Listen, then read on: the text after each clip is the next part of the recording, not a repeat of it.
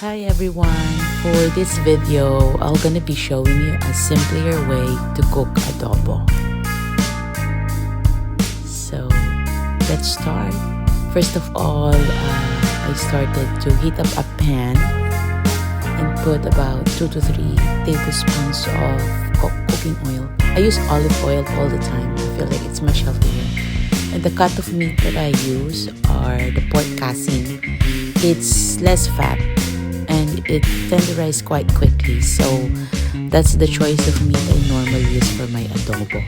So I start by pan frying the meat, just enough time to get it brown, boil it a little bit just to make it tender and cook the meat thoroughly. So I know probably most of you are saying like, why am I overdoing it, putting all in the pan? It's just to save time.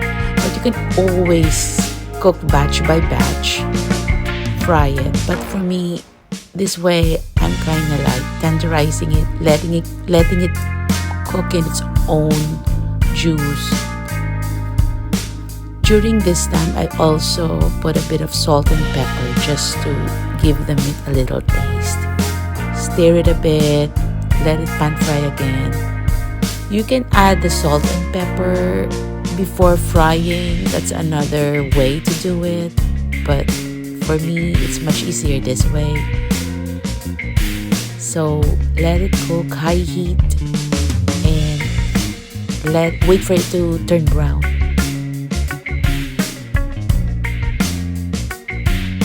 Don't worry about the juices. It will evaporate and later on dry the meat and brown the meat as planned.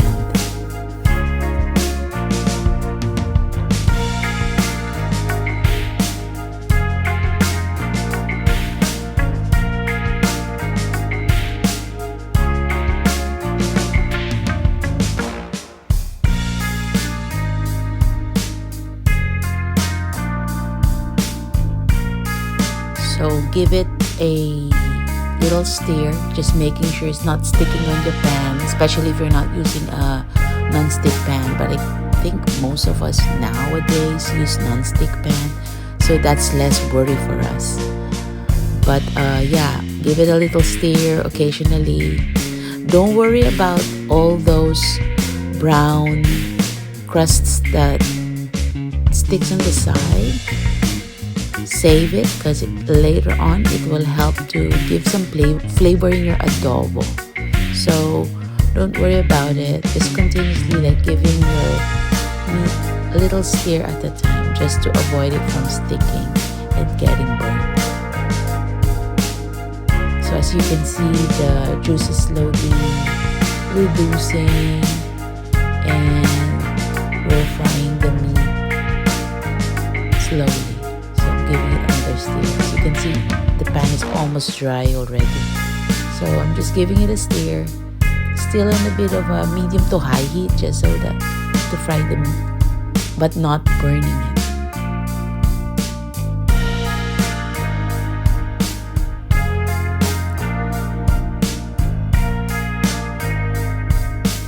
You can cover it, but me, I choose not to, just to speed up the process. Covering it kind of slows down the evaporation process of the sauce, of the juices, so it will take longer time to make the meat brown. But keeping it open helps the liquid evaporate quicker. So another mix, and then look if it's starting to brown out. As you can see, it's starting to brown out. So, and then those brown crusts is getting more. I don't mind that because that will later on give some flavor to my adobo. So, and this is a one pan dish, so don't worry about of too much washing after you cook, because this one we just gonna use this one pan to complete the dish. So it's so simple and so easy. So give it a little more time, few more minutes. I want my adobo to be really slightly golden brown and crusty. on all of the meat, so it really enhances the flavor. Sorry, I keep on wiping my stove because I hate splashes.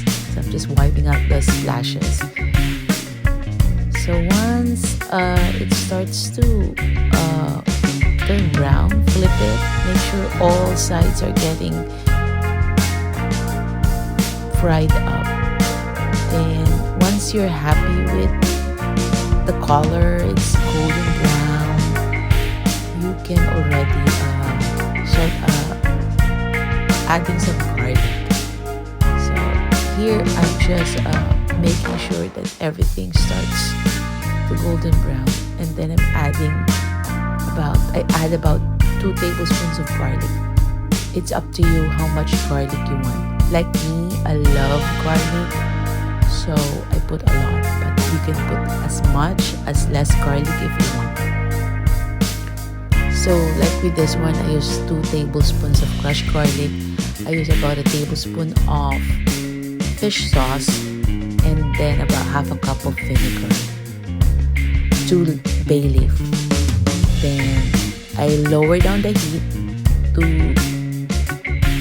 medium heat and then cover it just to further cook the meat and let the flavor goes in.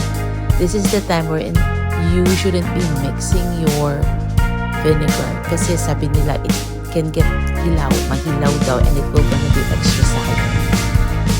I also added 1 pork bouillon cube just to add flavor to the sauce. I don't want to put in too much salt or fish sauce in my adobo. That's why I just enhance it with other flavorings like pork bouillon cube. So in this case, I put 1 cube. It's up to you. You don't need to add 1, or you can add more if you wanted to. I recommend you add more if you want your adobo more sauce.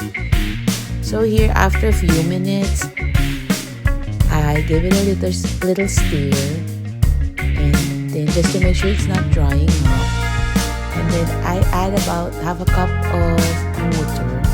And as you can see, I'm scraping the edges and trying to dissolve all those crusty brown bits on the side. I told you this will add flavor, so give time to scrape it all off and put it on the sauce. So I cover it again, let it boil a little bit more just to make sure that the meat is tender and fully cooked. As you know, pork, it needs to be well done.